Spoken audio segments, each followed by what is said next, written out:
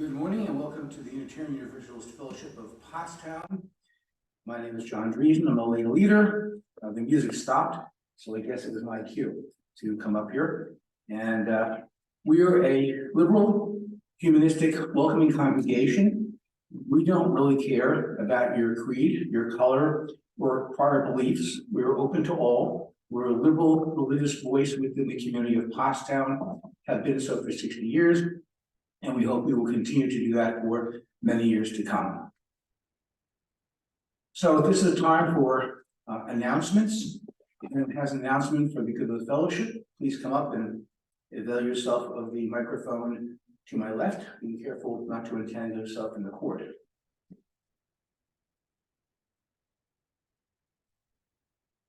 Well, this may be a record. And anyone can come up and pretend you have an announcement, but if not, we will move on. So we will, as always, ring the chime, and it will help us to get ourselves centered in worship mood, have our spiritual minds turned on, and have our minds opened, as the Buddhists would say, and be aware.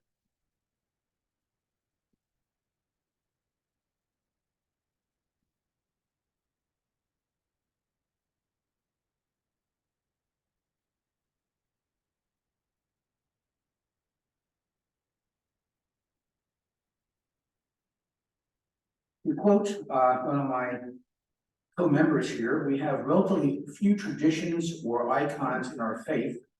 One of them is our chalice lighting, and Chloe, sorry, I'm terrible with names, but Chloe has volunteered to light our chalice for us.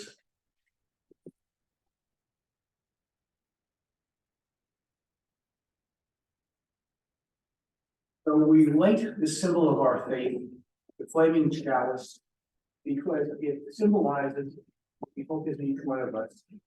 A flame to help us find our way in a challenging and often troubled world.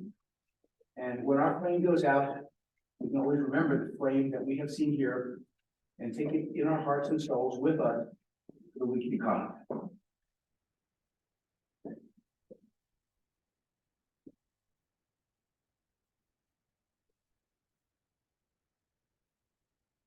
Diane, I'm not sure if you want me to introduce the first hymn or if you wish to come on up. Oh, yeah. Okay, I said to bypass that. So I'll introduce our guest speaker for the day, Diane Trieb. Diane and I go back a relatively long time. I first joined the First Unitarian Universalist Church in Reading in 1992, in December, I recall. That was my introduction to Unitarian Universalism. And Diane was there. She's been a spiritual light along the way. Not for many years we've lost connectivity. And I recall, Diane, you had a lovely singing voice in the past. And so if you have that, I'm sure we'll be honored to hear it again. And so I'll let Diane take over for the bulk of the service.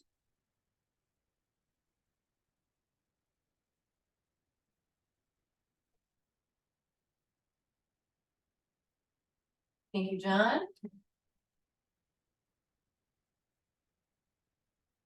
Boy, this is all podium. It makes me feel so small. Good morning. I am Diane Trieb, ordained minister of spiritual peacemaking, teacher of practical spirituality, facilitator of women's empowerment groups, and individual counselor. I'm happy to be back here with you again in high summer. Life is always presenting us with opportunities for growth and evolution. Who doesn't want to grow and evolve? It's kind of our job description, as we all made the choice to incarnate into a human body on planet Earth at this very significant time of change, evolution, and ascension. Ascension not only of our own planet, but ascension of our human species. We don't always see the opportunity in the situations that life presents to us. In fact, because we are human, we can even feel victimized by the people and situations that we are presented with. That is why I've come here today to share my stray cat opportunity for growth and evolution, which initially brought me angst and worry.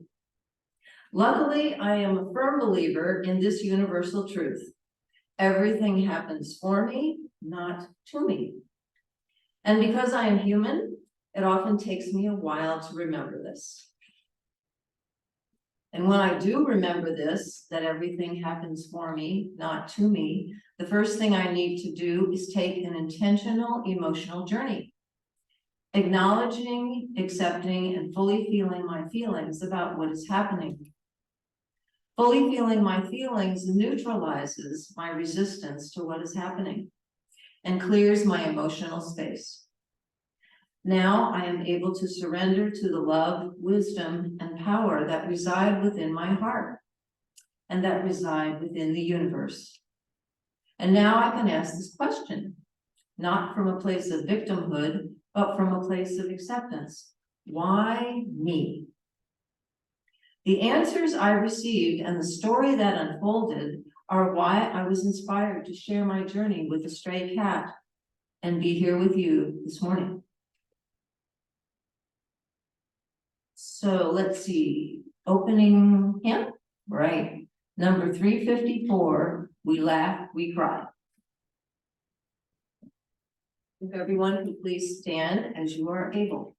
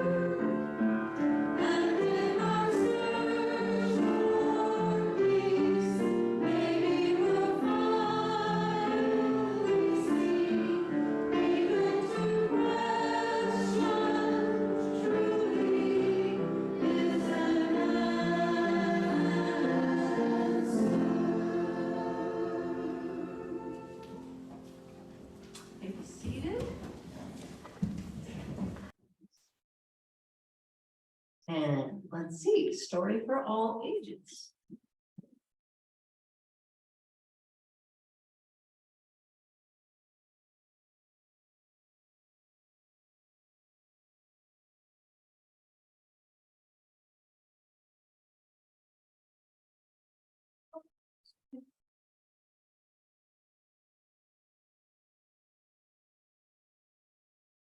Morning.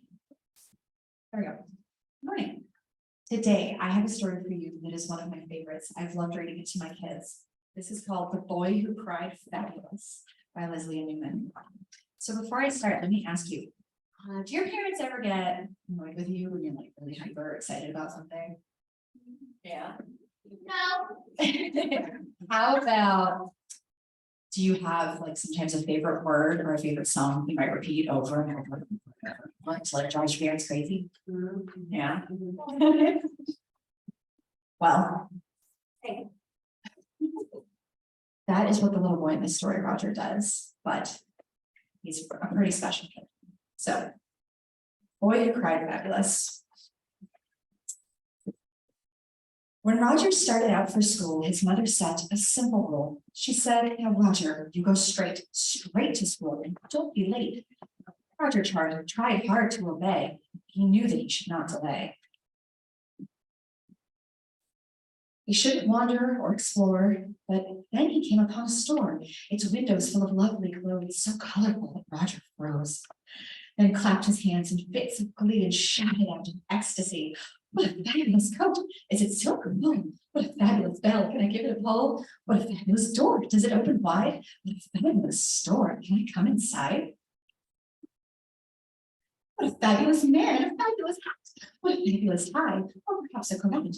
What a fabulous boot! What a fabulous shoe! What a fabulous suit made of fabulous blue! What a fabulous dog! What a fabulous cat! What a fabulous this! What a fabulous that! What a fabulous girl! What a fabulous, what a fabulous boy! What a fabulous girl! What a fabulous day! What a fabulous world!" Roger got to school so late. His teacher was in quite a state. He said to Roger, "This is bad, and I am very, very mad. Now go sit down, and when school's out, you go right home. Don't gad about." Roger tried hard not to roam. He knew that he should go right home. But then he saw a little street where everything looked like a treat. So many colors, such a sight, it made him shriek with pure delight. What a fabulous pie! Can I have a slice? What a fabulous game! Can I roll the dice? What a fabulous book! Can I read a line? What a fabulous purse! It's simply divine. What a fabulous statue! Just look at that nose! What a fabulous horse with a star on his nose! What a fabulous carriage! Can I have a ride? What a fabulous swing! What a fabulous slide! What a fabulous ball! What a fabulous bike! What a fabulous day for a fabulous hike! What a fabulous lake! What a fabulous park! What a fabulous sky! So fabulously dark. Roger's mom was very sad. Behind her stood his angry dad. "Roger, we're very late." "But Mom, but Dad," said Roger, "wait. I know that I'm not on time, but what I did was not a crime. With so many fabulous things to see, time just got away from me." Roger's mother shook her head. Roger's dad sent him to bed. They talked about what could be done to help their sweet but tardy son. He kept his eyes upon the ground and did not stop to look around. Surely he'd pick up the pace and swiftly move from place to place. The next day, Mom said, "Roger dear, there's one word we don't want to hear." "Son," said Dad, "listen to us. We're talking about..." Lord. "Fabulous. Now come along, we're off to town. Please remove that silly riddle." Roger tried hard to be good. He wanted to, he knew he should. He also knew one thing for sure: the world's too wondrous to ignore. And so he found another way to shout out what he had to say. "Marvelous watch! Can I see the time? What a marvelous drink! Does it need a lime? What a marvelous dish! What a marvelous brunch! What a marvelous place for a marvelous lunch!" What a wonderful bridge, what a beautiful boat. What an elegant queen, what a dazzling float. What a glorious band, what a magical song. What a splendid march, may we come along? What a luscious smell in the scrumptious air. What a stunning day for a charming fair. What a brilliant show, what a brilliant clown, what a magnificent street, what a fabulous town. Roger felt his spirits dim as both his parents looked at him. But then they smiled with such delight, he knew that it would be all right. We've never ever had such fun, and you are the world's most fabulous son. They did say fabulous. Did Roger get in trouble for saying fabulous? No. Do you think maybe his parents might start to understand why he likes to look around at everything? Maybe it's gonna be okay. Okay. Today in RE, we are going to talk about how our differences make us stronger as a community. Are you guys ready? Well, we're gonna sing this out anyway.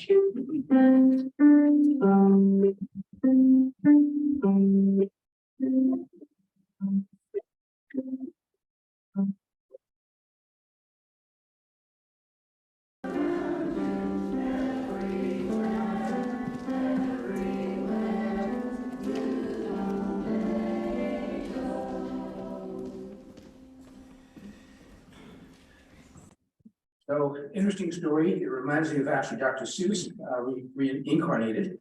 And I think Valerie has a second career as a voiceover actor or actress. I think she'd do a fine job with that. She's really hit that.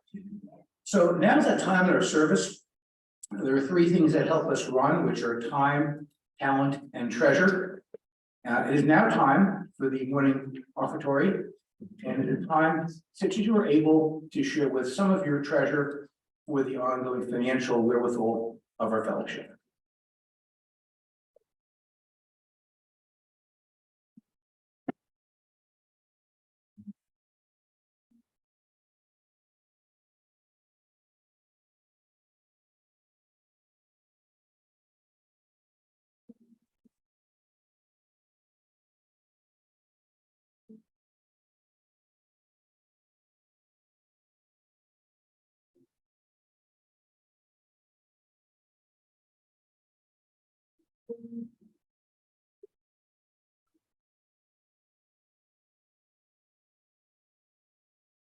Thank you on behalf of the UUFP.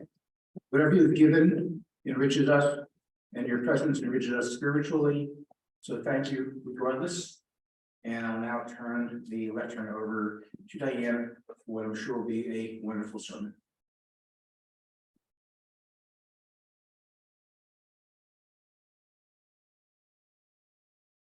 John, I like your very positive expectations of everyone. Yes, so the stray cat, to feed or not to feed. 4 days ago, well, it's been a little more than that now. I was blessed with a golden opportunity. A stray cat showed up on my deck, and I was presented with the choice to feed or not to feed. A few days earlier, I was still on my annual vacation / family reunion to Sleeping Bear Dunes National Lakeshore, 7 days of sunshine, low humidity, and in the 70s. My neighbor, who was taking care of our 2 cats, called to tell me there was a stray cat on the deck crying. So he gave it some food and water.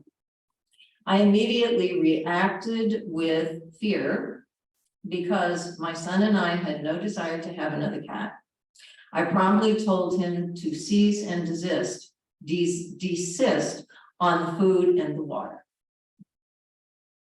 When I returned home some days later, I got up the next morning and there was the cat on the deck, looking me directly in the eye and mournfully crying.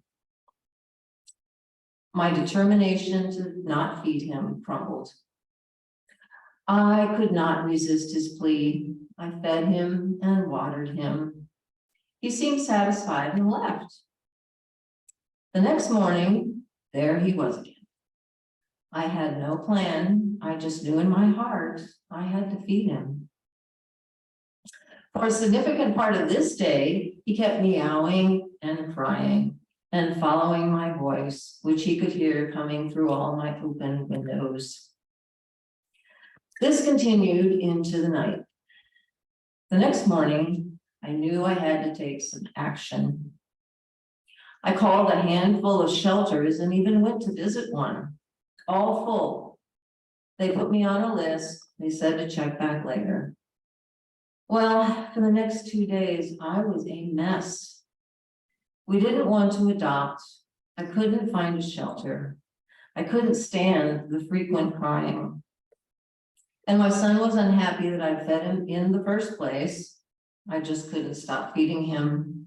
The mother instinct is strong in me. I couldn't get to sleep the next night, worrying about what to do. Then I thought, well, just take him to a vet and have him compassionately released / put down.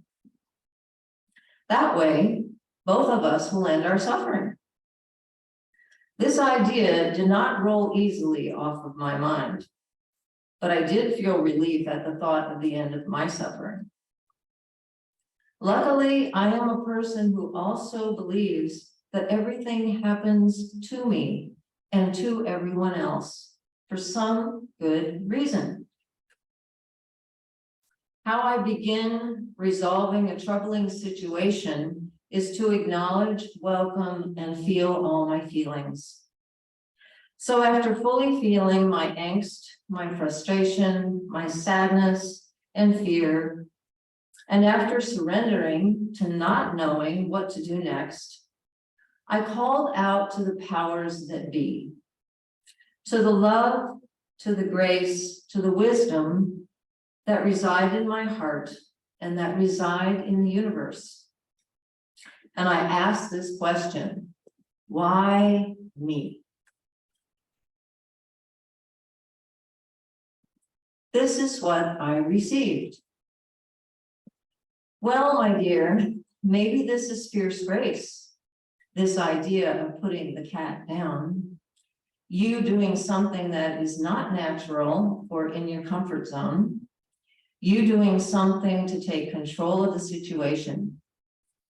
Is this the best feeling action you can take in this moment? Or could this stray cat be an opportunity to open your heart to the possibility of amazing grace? Could this be an opportunity to let go of control? Could this be an opportunity to surrender more fully to not knowing? Could this be an opportunity to open to something unexpected? I spent some time breathing these ideas into my heart. The possibility of something unknown, something amazing, something that felt better than putting the stray cat down. Then I fell asleep. The next morning, I got up to feed the stray cat. And for the first time, he nuzzled up against my hand. And then he nuzzled up against my leg. And a new thought arose. Maybe this isn't the stray cat. Maybe this is my stray cat. Maybe I am supposed to adopt this cat. He came here and stayed here for some good reason. And maybe that reason was to gift me with this opportunity. This idea began to take hold, and I began to feel hopeful. Meanwhile, my neighbor had put some pictures that I took that morning of the stray on the Lost Cat website. As I was sitting down to have coffee, pleased with my decision to adopt, thinking about what vet to use, I got a call from my neighbor.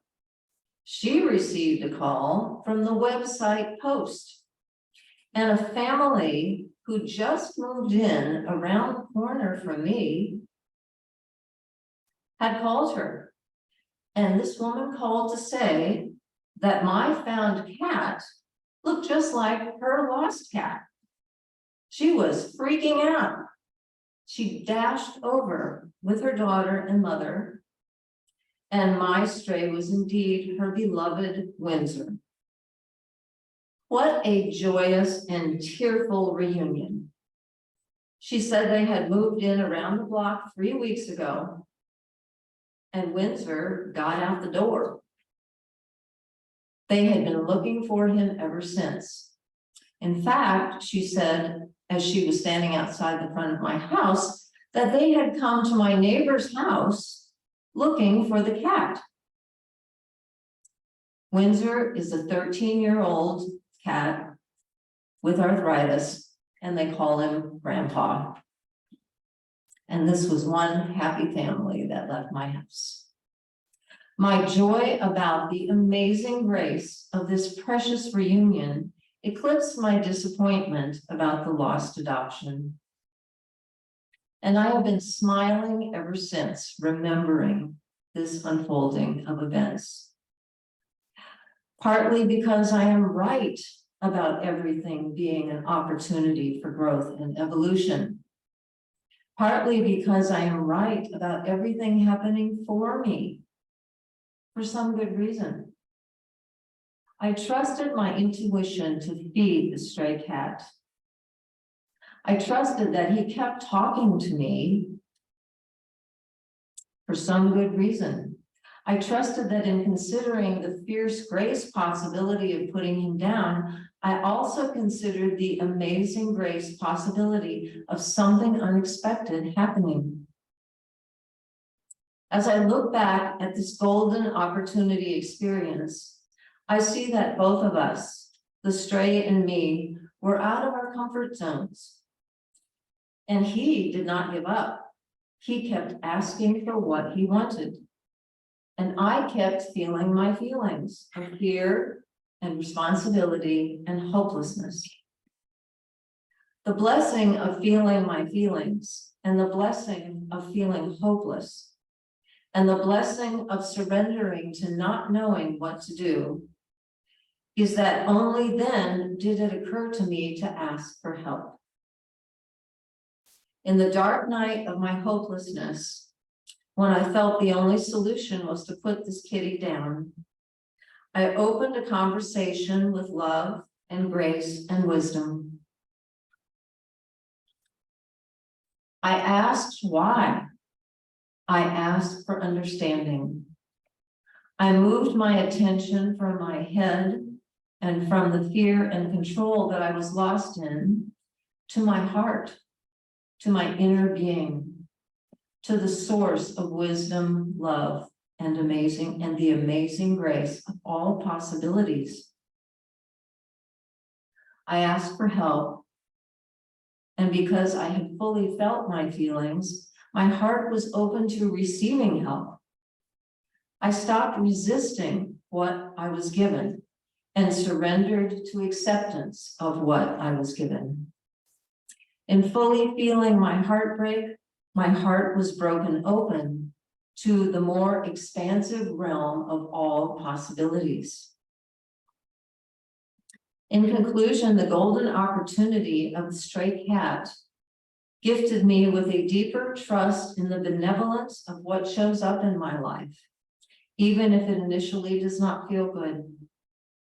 And the golden opportunity has gifted me with a deeper relationship with and trust in amazing grace. May you be blessed with and recognize the possibilities of golden opportunities that show up in your life. I know that was kind of a short talk, but I'm hoping that maybe when it's time to share joys and concerns, that maybe any of you that might have had similar golden opportunities or experiences of amazing grace might share those.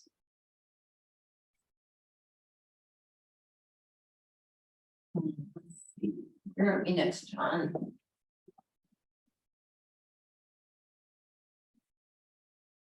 Oh, closing hymn.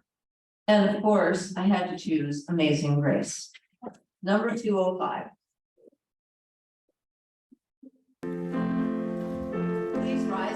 table.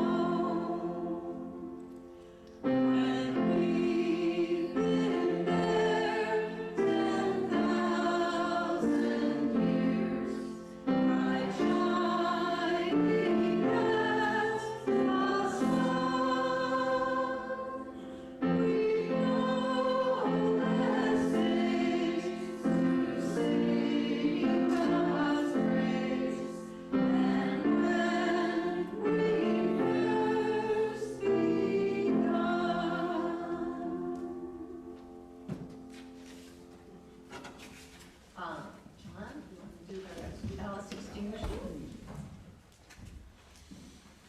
So is now that time in our service when we extinguish our chalice, and I know that we have many hands to do that. We do not have the usual chalice unlighting here. We will remember it by heart, which I don't, but there it is. Thank you, Emily. If I turn around, it's an amazing grace. So if you join me, we extinguish this flame.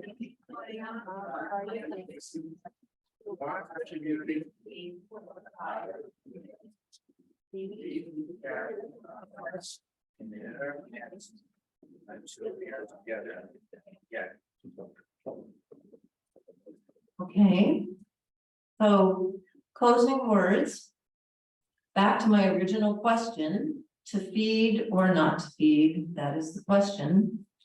My answer is yes, a resounding yes to feeding. Because this is what generosity, trust, and love would do. Feed the hungry that find you, that come to your back door. And take that journey, sometimes out of your comfort zone, into the unknown. Who knows what unexpected opportunities will arise? Who knows what golden opportunities will arise? My golden opportunity, my stray cat, has left me with this new mantra. I know from my opened and surrendered heart that amazing grace is always possible. May you come to know this as well. Thank you.